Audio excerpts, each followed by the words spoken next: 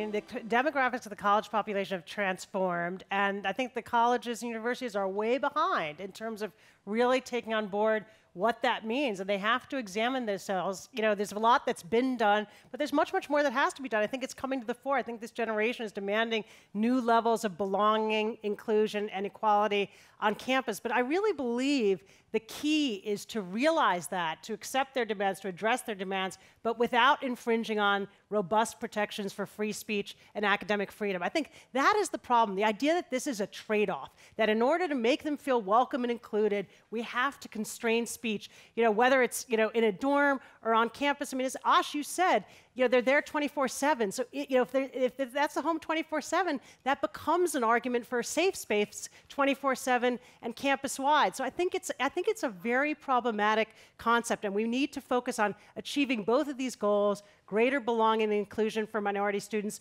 but without accepting the notion that that must entail the curtailment of speech. Okay, who would like to respond, the two of you? I'm happy to.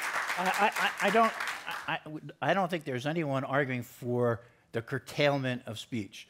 When there were gay bars in New York before we had social media, if you had made the argument, I have to close those bars because I, as a straight white man with my pipe, don't feel happy there, that would be ridiculous. When women had Take Back the Night marches where they could feel safe talking about their experience living in a male-dominated culture, it would be ridiculous to say, well, they shouldn't be able to do that. We should be able to have the fraternity boys go in there and talk about their experience on the football field at the same time, in the same space as the women.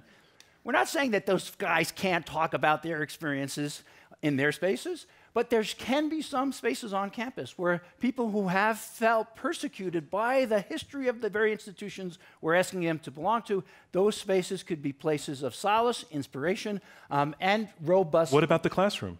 So the classroom be one of those places? The classroom cannot be a place for robust exchange of ideas if people don't feel safe enough to be acknowledged as human beings in the classroom.